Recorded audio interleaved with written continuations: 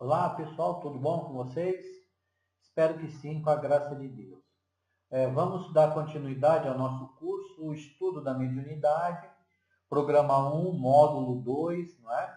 Que fala sobre os mecanismos da mediunidade.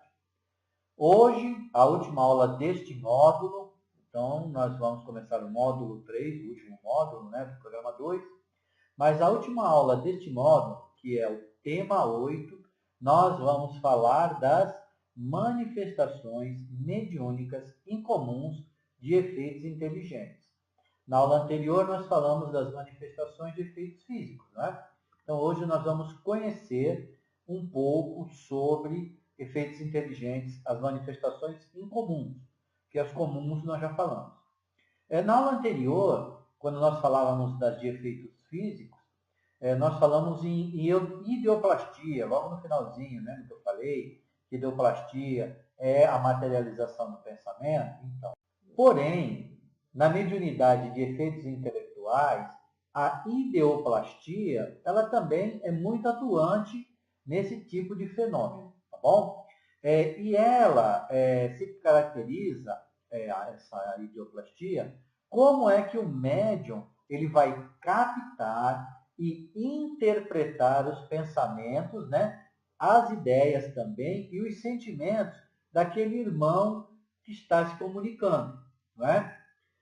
Bom, também, né, como é que o espírito transmite para o medianeiro ou para o médium, né, aquilo que ele está sentindo intimamente, aquilo que lhe ocorre intimamente. Então, vai depender tudo aí dessa ideoplastia. Durante a passividade, né, o médium e o espírito, como todos nós sabemos, já falamos, né, eles utilizam fluidos tanto dos dois planos da vida, tanto do mundo espiritual como do mundo material, né, especialmente a energia mental. Sendo os fluidos o veículo do pensamento, este atua sobre os fluidos como o som sobre o ar. Eles nos trazem o pensamento, como o ar nos traz o som. Pode-se, pois, dizer, sem receio de errar, que há, nesses fluidos, ondas e raios de pensamentos, que se cruzam sem se confundirem, como o ar no ar, ondas e vibrações sonoras. Há mais. Criando imagens fluídicas, o pensamento se reflete no envoltório perispirítico, como no espelho, toma nele corpo e aí, de certo modo, se fotografa. Allan Kardec, em um livro A Gênese. Das manifestações mediúnicas, essas que são incomuns, de efeito inteligentes ou intelectuais, né, que é a mesma coisa, né, o que nós vamos, a partir de agora, falar, as que nós vamos, são as de maior destaque. Tem outras, né, são as de maior destaque. Tem outras também, mas nós vamos falar aquelas que são mais conhecidas no trabalho, aí no meio espírita. 1. Manifestações mediúnicas artísticas. O artista, né, ele exprime em suas obras aquilo que ele entende de belo, né, e de estética através do seu sentimento, não é? Então, esse senso de estética e beleza, né, que os artistas possuem, ele está também relacionado à elevação moral do próprio artista. Desde muito tempo, se tem dito que o semblante é o espelho da alma. Pode-se concluir que a beleza real consiste na forma que se apresenta mais afastada da animalidade e que melhor reflete a superioridade intelectual e moral do espírito, que é o ser principal, influindo moral sobre o físico, que ele apropria às suas necessidades físicas e morais. Segue-se que o tipo da beleza consiste na forma mais apropriada à expressão das mais altas qualidades morais e intelectuais, que à medida que o homem se elevar moralmente, seu envoltório irá se aproximando do ideal da beleza, que é a beleza angélica. Allan Kardec, em Obras Póstumas. Vamos lembrar que os artistas, eles são médiums, não é? E em razão de eles terem uma sensibilidade extremamente aflorada, né? A flor da pele, como se diz. Os artistas, eles são pessoas bem sensíveis, Eles percebem coisas que nós não conseguimos perceber. Então, em virtude disso, algumas pessoas, né, sempre têm os artistas como pessoas exóticas, diferentes, né, difíceis de conviver. Mas isso é um equívoco, não é? O artista vive quase sempre mais na esfera espiritual que propriamente no plano terrestre. Seu psiquismo é sempre resultante do seu mundo íntimo, cheio de recordações infinitas das existências passadas ou das visões sublimes que conseguiu apreender nos círculos de vida espiritual antes da sua reencarnação no mundo. Seus sentimentos e percepções transcendem aos do homem comum, situação que, por vezes, dá motivos à falsa apreciação da ciência humana, que lhe classifica os transportes como neurose ou anormalidade, nos seus erros de interpretação. É que o artista nunca cede às exigências do convencionalismo do planeta, mantendo-se acima dos preconceitos contemporâneos, salientando-se que, muita vez, na demasia de inconsideração pela disciplina, apesar de suas qualidades superiores, pode entregar-se aos excessos nocivos à liberdade, quando mal dirigida ou falsamente aproveitada. Emmanuel, em O Livro Consolador. Nas manifestações artísticas mediúnicas, tanto o espírito comunicante quanto o médium, eles têm que ter conhecimento artístico. Esse conhecimento artístico do médium, especificamente, ele vem de vidas passadas. Então, em alguma encarnação, o médium tem esse conhecimento, não é? 1.1 Médiuns pintores ou desenhistas. Bom, os médiuns pintores, né, são aqueles que pintam ou desenham, ou fazem desenhos sob a influência dos espíritos, não é? Mas nós temos que separar, tá bom? Porque tem os irmãos, né, que fazem pintura sérias, são trabalhos sérios, não é? Posso citar como exemplo o nosso irmão Florencio Anton, não é? Que retrata o belo e o seu trabalho em favor, não é? Da caridade. E há também aqueles que ainda retratam coisas grotescas, porque ainda estão inspirados por irmãos zombeteiros. 1.2 Médiuns músicos. Os médiuns músicos, né? Obviamente são aqueles que executam ou compõem ou escrevem músicas sob a influência de espíritos. Os médiuns músicos, eles podem ser mecânicos, que nós já estudamos, não é? Semimecânicos, intuitivos e inspirados. Tudo isso nós já estudamos nas aulinhas anteriores. 1.3 Médiuns versificadores. Os médiuns versificadores são aqueles que recebem com mais facilidade as comunicações em verso. Eles são comuns, esses médiuns, né, para fazerem versos ruins. E são muito raros para fazerem, né, para escreverem versos bons. 1.4 Médiuns poéticos. Os médiuns poéticos, né, são aqueles que recebem mensagens com um teor sentimental e essas mensagens são singelas, delicadas, tá bom? Mas elas não são em verso. Suas comunicações, elas são vagas, geralmente, né, sem ideias precisas. Viajam na maionese, na linguagem atual, não é mesmo? E são muito comuns. 1.5 Médiuns literários. Os médiuns literários, né, são aqueles que dissertam com sagacidade, não é? As coisas, e eles são precisos, eles não são imprecisos como os médiuns poéticos que eu acabei de falar, não é? Os médiuns literários também podem ser mecânicos, semimecânicos e intuitivos, não é? E eles possuem um estilo correto, né? As pessoas que os conhecem já notam. O estilo deles é correto, elegante, tá? E tem normalmente uma notável eloquência, né? De convencimento, de escrever e de se fazer entender. 1.6 Médiuns historiadores.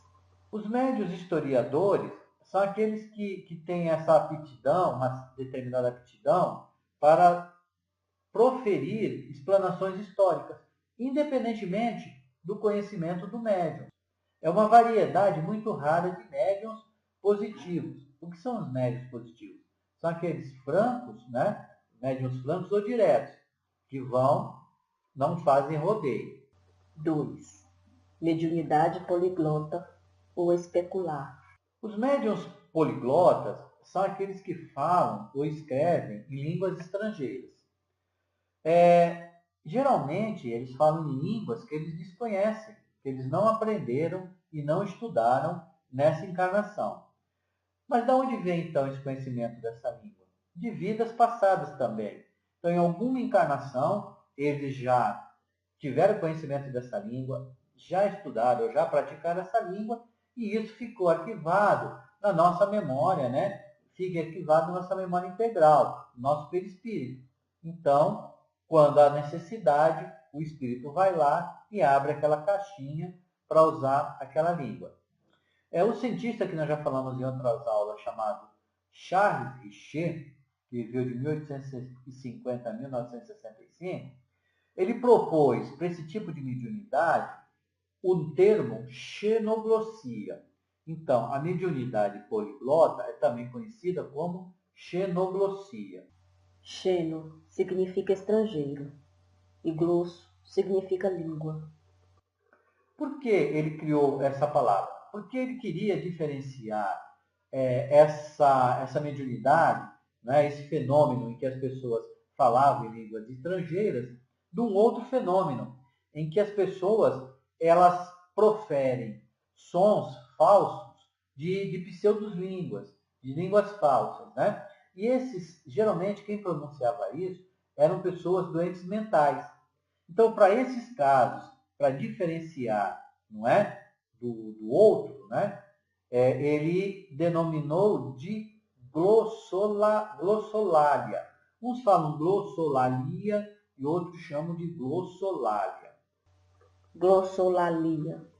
Glosso significa língua e lalia significa balbúcio. A glossolalia, né, ela é o quê? São balbúcios que simulam sons de uma língua estrangeira.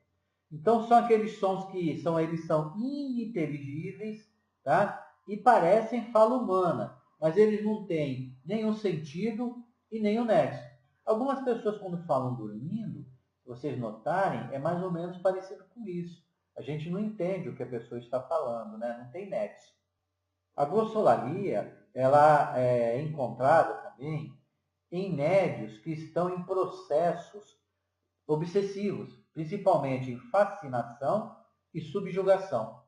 Então eles falam, não é, esses sons, balbuciam esses sons que imitam línguas, pseudolínguas.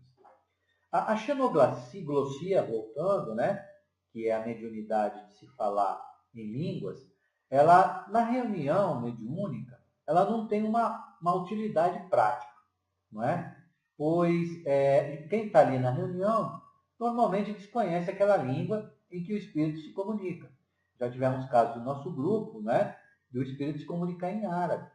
Mas vamos lembrar assim, que a espiritualidade não faz nada sem uma razão justa. E Deus não o permite, não é? A começar pelo atendimento àquele irmão que está ali. Às vezes é um sofredor, não é? Então está sendo atendido, já é ali uma justificativa excelente para que ele venha e fale em outras línguas. Tá bom?